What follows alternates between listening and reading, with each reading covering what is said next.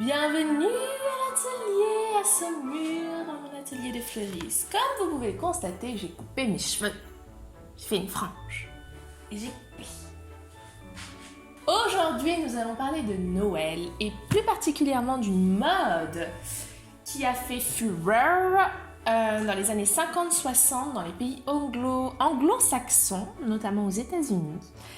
Et c'est la mode des aluminum tree. Sapin de Noël en aluminium. Ever gleaming trees. Gorgeous pictures. Gorgeous éléments iconographiques. I'm in love.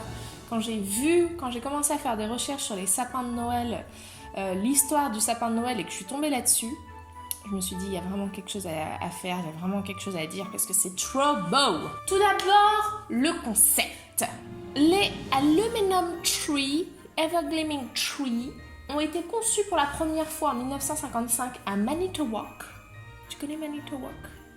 Pourquoi tu connais Manitowoc? Parce que c'est là où ça se passe Making a Murderer. Que je suis en train de regarder. Ça a été donc conçu, designé notamment par Richard Thompson en 1955 et ça a été commercialisé pour la première fois en 1959. Les aluminum tree ont été conçus, designés, fabriqués dans des usines d'aluminium.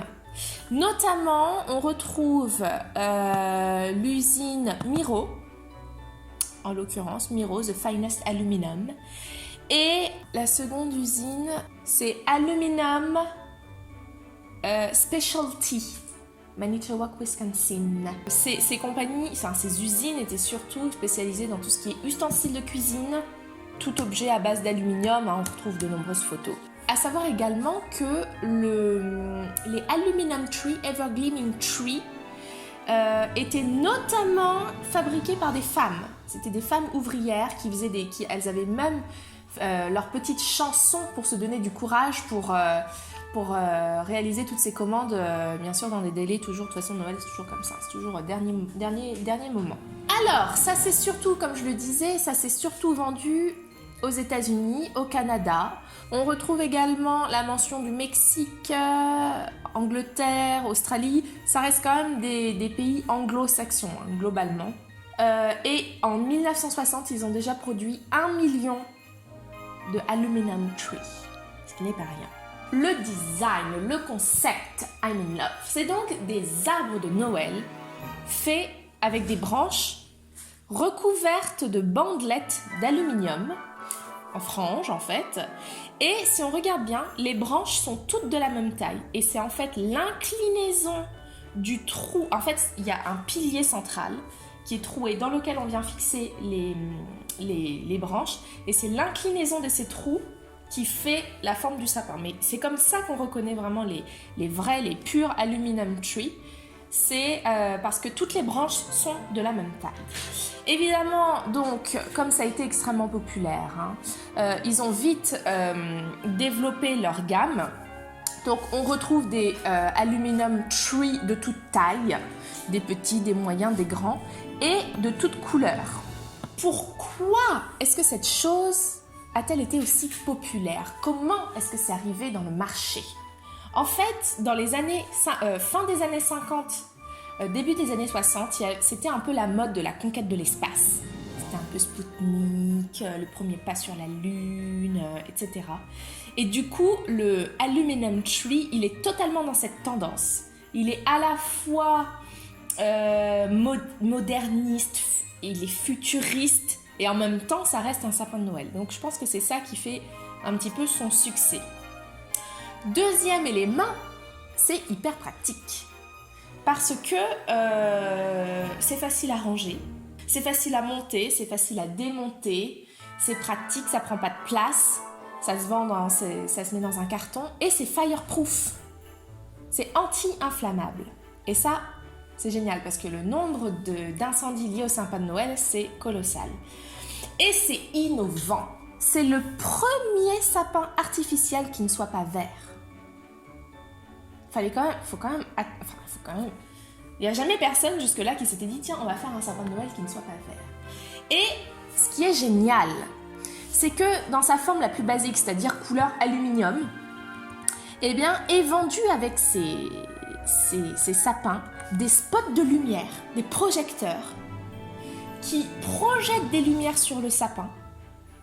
Avec, en fait, donc il y a différentes couleurs et ça tourne et du coup ça change de couleur, ça fait changer de couleur au sapin.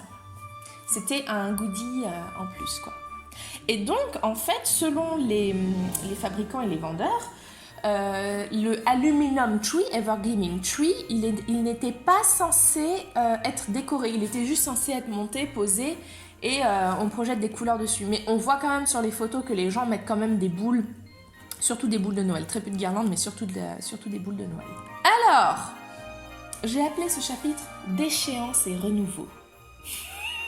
J'étais inspirée.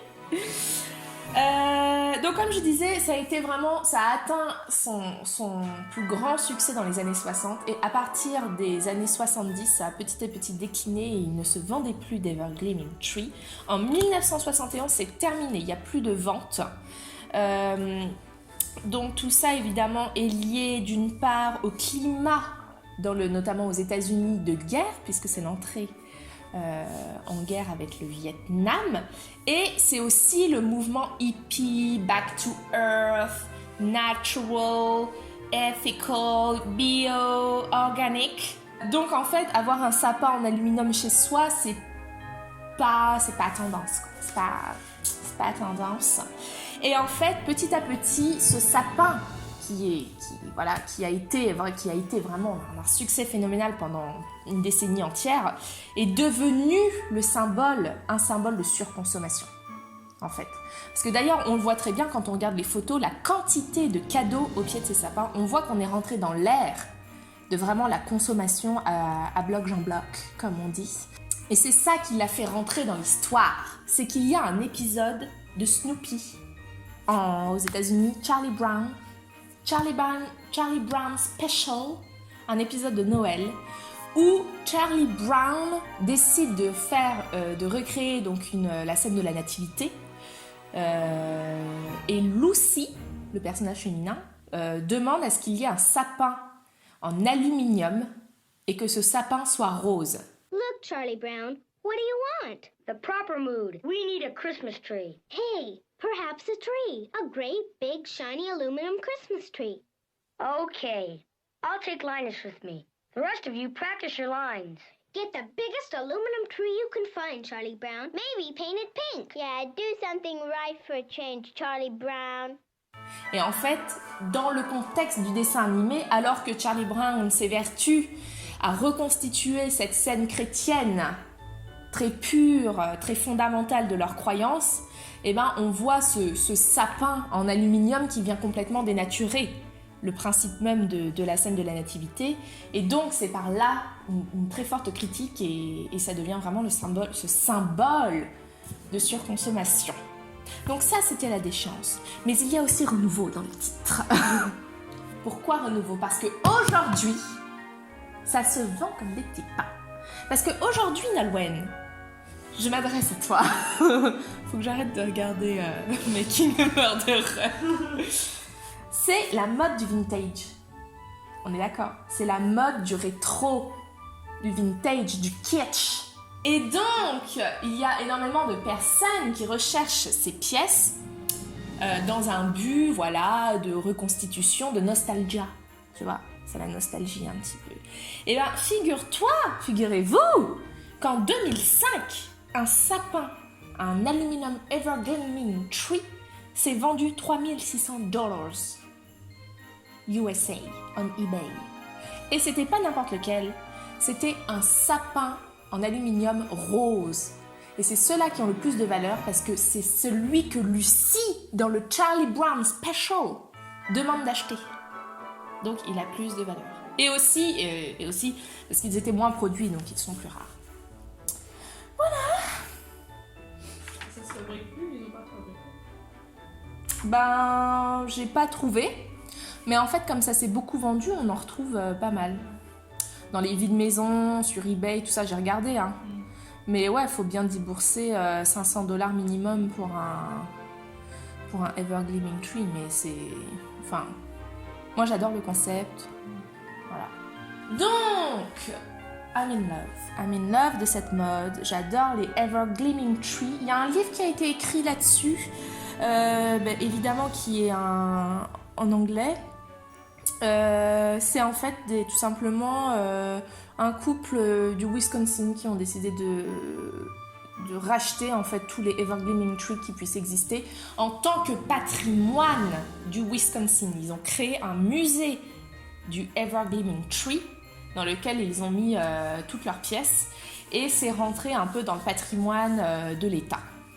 D'ailleurs, si on va sur le site du musée du Wisconsin, il y a en ce moment une exposition sur les Evergleaming Trees. C'est en anglais, mais voilà, pour les personnes qui parlent anglais, c'est très intéressant. J'espère que cette vidéo vous a plu, ça faisait longtemps que j'avais pas fait une petite vidéo. On se revoit pour la prochaine, peut-être de nouveaux concepts de vidéos qui approchent.